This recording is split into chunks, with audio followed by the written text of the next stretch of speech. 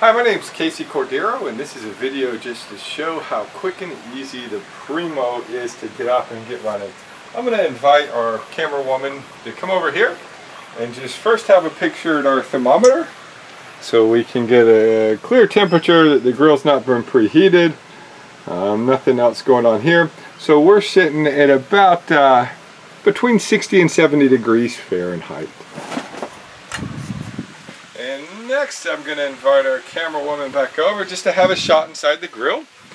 So the way we have this XL set up today is with our divider.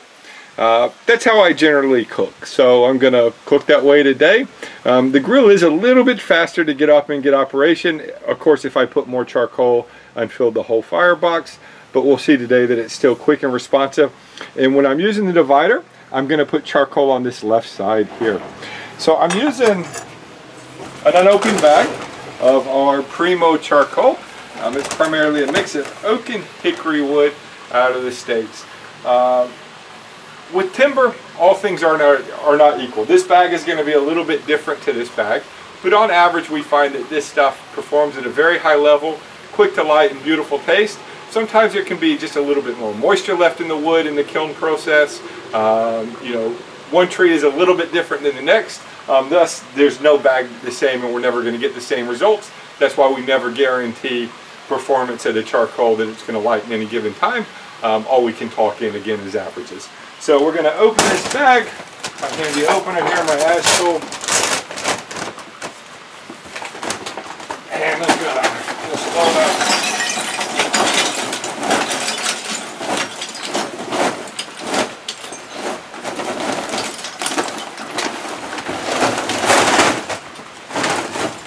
And with that bag now, I would normally store it under my bin. It's very key to keep that up off the ground just a little bit and in an enclosed environment so it doesn't take any moisture once we've opened it from day to day. Now before lighting, I'm going to invite our camera woman back over here to see that it's just charcoal in here. We've come up around the air vent holes in our barbecue, and what I'm going to do is I'm going to poke myself a nice hole right down to the middle, and that's where I'm going to strike our match from. I've got a couple of our Primo quick lights here, and we're just going to strike them right along the box, and I'm going to let this get up and get going in my hand for just a second or two before placing it down. And when I place it down, the best and most efficient way to do it is fireside right down in. Now, me personally, that's going to light my grill in plenty of time for me. So I would go inside, I would prepare my steak for dinner, and by the time I've got that done, my grill's going to be ready for me. But today we just want to show this in a little bit quicker method, so I'm going to have the advantage of adding one more firelight. And what I'm going to do is just make sure it gets lit. I'm just going to light it right off that fire. And again, just hold it in my hand for a second. And the beautiful thing about these firelights, they're completely odorless, tasteless, and there's absolutely nothing toxic in it. And the great thing about the charcoal is, again, same thing. While it's not odorless and it's not tasteless, it has beautiful flavors. It doesn't require to take it to complete hot ash or red hot to be able to use, because there's no chemical, there's no arsenics in the charcoal. We can use it. So I'm going to push a little bit of that coal right over that fire, and I'm going to take the camera from our camera woman, and I'm going to take my handy phone timer without taking our eye off the grill, and I'm gonna just get our handy clock going here. And so we've started our clock, and again we lit maybe 30 seconds before that. And I'm going to leave that lid open just for the first couple of minutes. And we're not going to take our eye off the grill too much. Is for this demonstration purpose, we just want to show, again, there's nothing else going on here. There's no accelerants being added to this at any point. You know, there's nothing artificial happening outside of our charcoal and 2 quick lights. And again, the more oxygen that this gets fed, the better. So if we actually had any wind behind us, which today is a very still day, the barbecue would draw even faster and even get up going nice and quicker.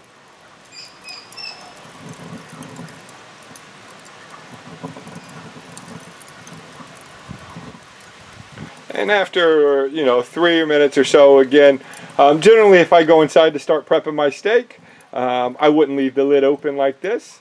If I'm standing around the barbecue, I'm happy to. This is one quicker way to get the barbecue up and get going if we are in a hurry. And our fire's already starting to take nicely. And we are at 1 minute 30 seconds from when we started our clock there.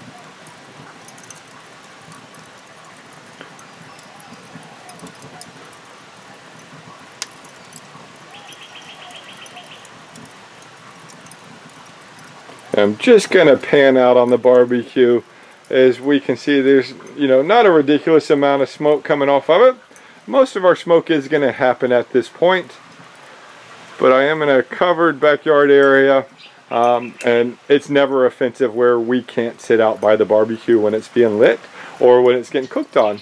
Now sometimes I like to do some low and slow smoking, at which point my barbecue would be almost ready for me now. It would be approaching, if I shut the lid, it would be approaching that 100 degrees Celsius area, and I would add some saturated chunks of hickory wood like this that's uncarbonized, and it would give me a nice steady smoke.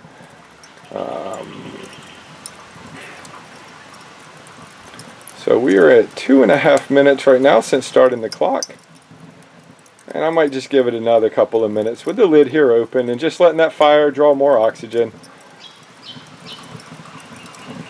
Okay, the more oxygen we let that fire see, the faster it's going to burn for us. And that's ultimately how we control our temperatures as well.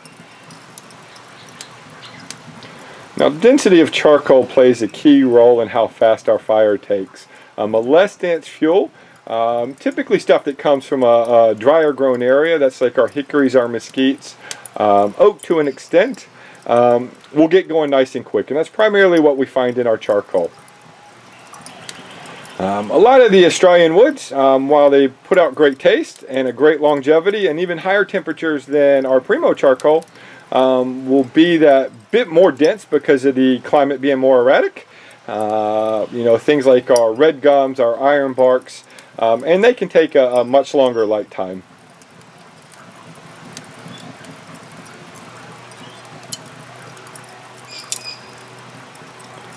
And I'm going to just come in a little bit closer.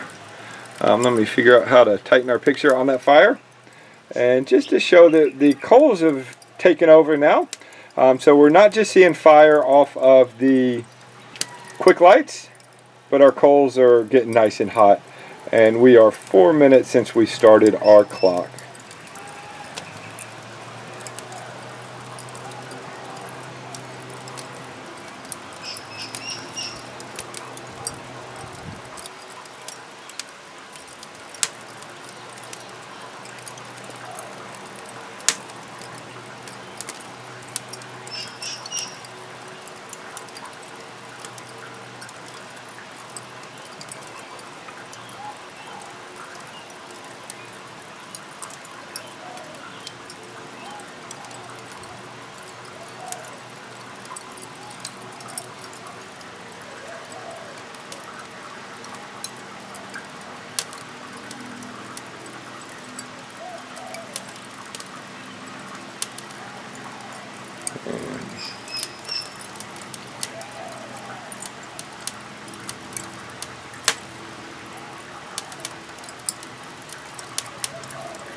Now we are approaching 5 minutes on our clock.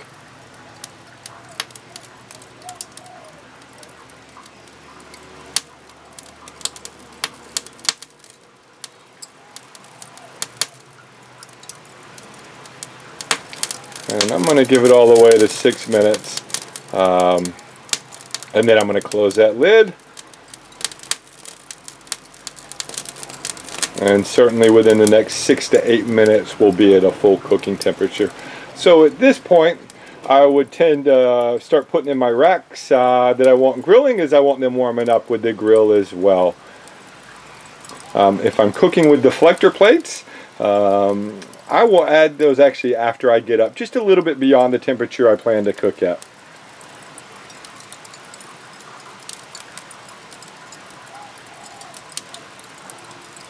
So we are at 6 minutes, and what I'm going to do is just close our lid now.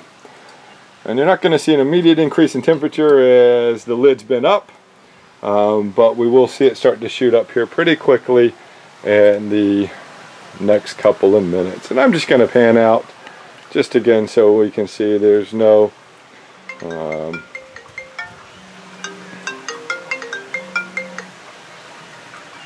no disruption in what we're doing, no interference.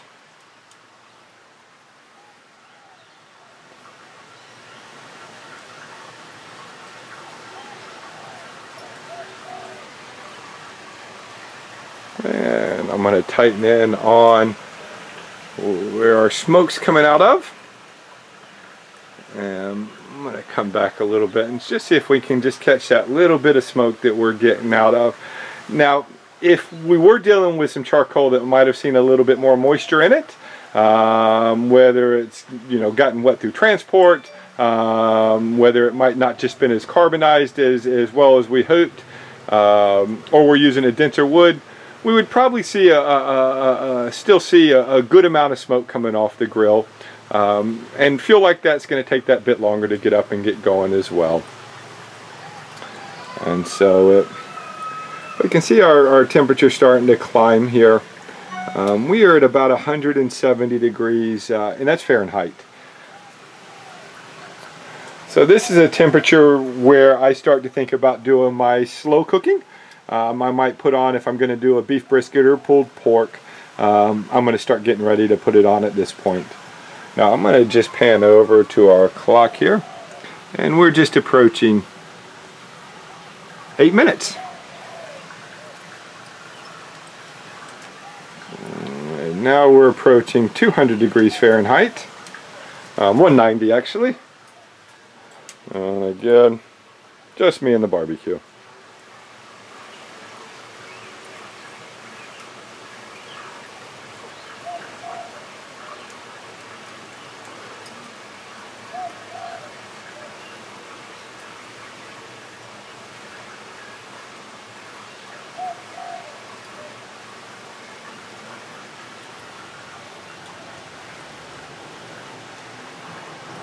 So here we're certainly at a temperature where I'm going to cook. This is the temperature where I'll slow the barbecue down for beef ribs, pork ribs, pulled pork. Any of my slow cooks is going to be cooked at a temperature right now, and we're fastly approaching the point where I would want to scale the barbecue back. I would start to turn off the airflow. Certainly we're at the high end of the temperature range where I would want to cook any of those dishes. And at the 9-minute mark, we are just hitting 250 degrees Fahrenheit. As we can see, the Celsius is on the inside there, but just for purposes of this video, it's going to be easier to communicate with the larger outer temperatures.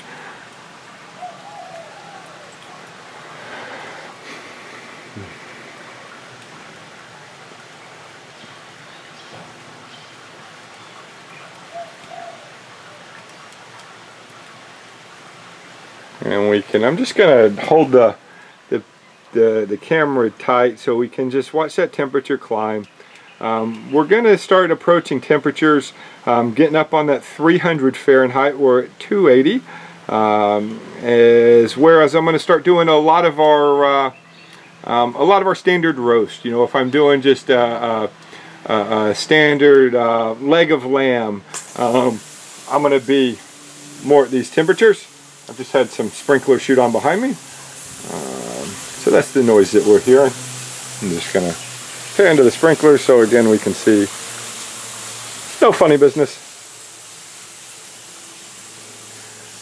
So we're certainly getting up to a great cooking temperature now. We are at, let me just log into my phone. We are at 10 minutes, 37 seconds. We're approaching 340 degrees Fahrenheit. That's a great standard cooking temperature for a great deal of things that we might cook on the barbecue.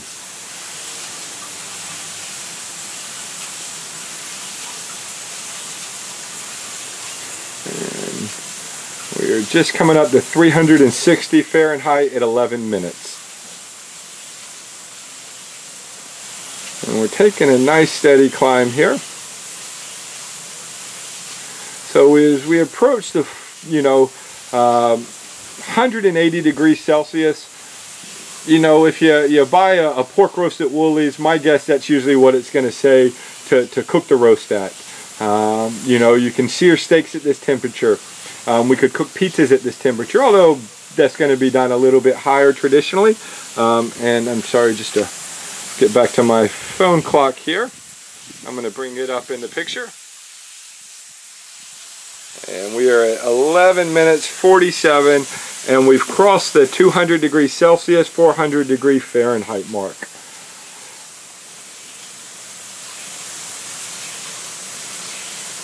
It looks like I have about 3 more minutes of memory left on this camera, so I'll keep filming through it. We've just eclipsed the 12-minute mark, and we are at 425 degrees Celsius.